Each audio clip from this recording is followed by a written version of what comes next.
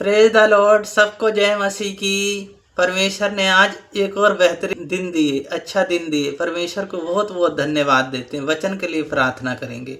महान अनुग्रहकारी पिता परमेश्वर, प्रभु जी वचन पढ़ते हैं, गहरी बातें, भेद की बातें बताएं और आपकी महिमा हो। उद्धारकर्ता यीशु मसीह के नाम से मांगते हैं, आमीन।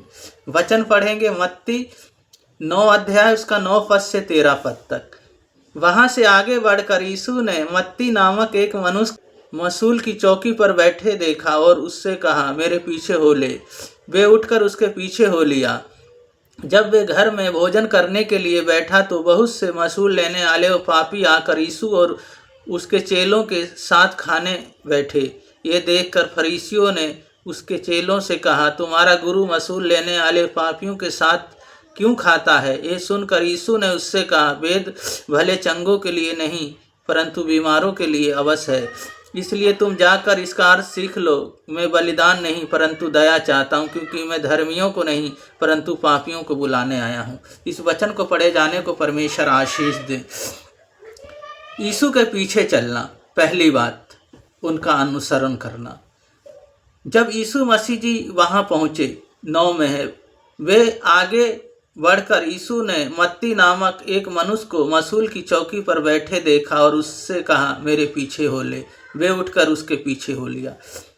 वो मसूल लेने वाला था, चुंगी लेने वाला था, पर यीशु मसीह ने कहा, मेरे पीछे हो ले। उनने सब कुछ छोड़ के उसके पीछे हो लिया।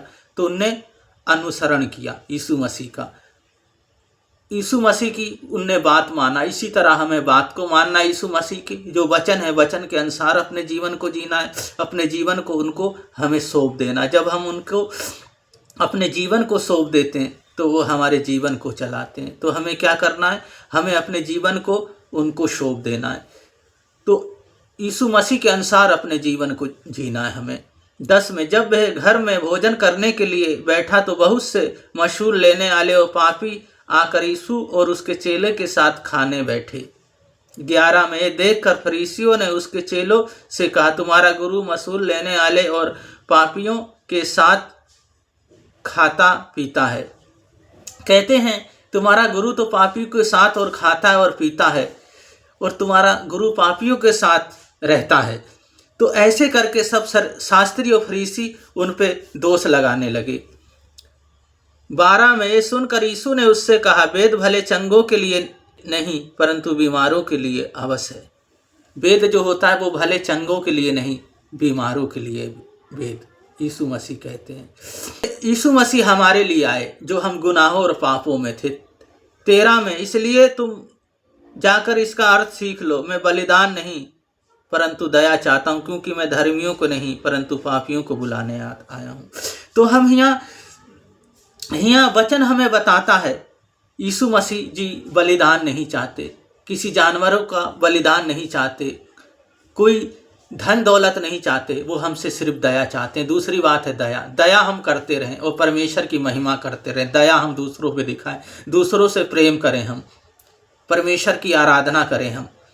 और तीसरी बात है, पापियों के लिए आए। वो कहते हैं वेद भले चंगों के लिए नहीं, बीमारों के लिए है।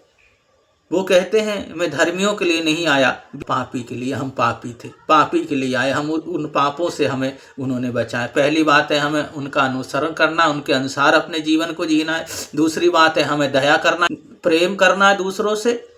और तीसरी बात है पापियों के लिए आए। हम पापी थे, हमें बचाए। इसी तरह जब हम अपने जीवन को उनको सौंप देते, अपना जीवन दे देते हैं, तो वह हमारे जीवन में कार्य करते हैं। प्रार्थना करेंगे। महान अनुग्रहकारी पिता परमेश्वर, बहन भाइयों को, छोटे बड़े बच्चों को, सबको मैं आपके हाथों में सौंपता हूँ। प्रभु जी आपका अनुसरण करने पाएँ, प्रभु जी दया लोगों पे करने पाएँ। प्रभु मेरे यीशु मसीह जी, और जो आपने पाप और गुनाह मिटाए हैं उसके लिए प्रभु जी हम आपके नाम को धन्यवाद देते। तो आज सारी समस्या यीशु मसीह आपके नाम से चले जाए। जो काम रुका हुआ आज खुलने पाए, आपकी बहुत बड़ी बेदारी होने पाए। पिता पुत्र पवित्र आत्मा के नाम पे सबको आशीषित करते हैं। सारा गौरव आदर महिमा आपको देते हैं। उद्धारकर्ता यीशु मसीह के नाम से मांगते हैं, आमीन।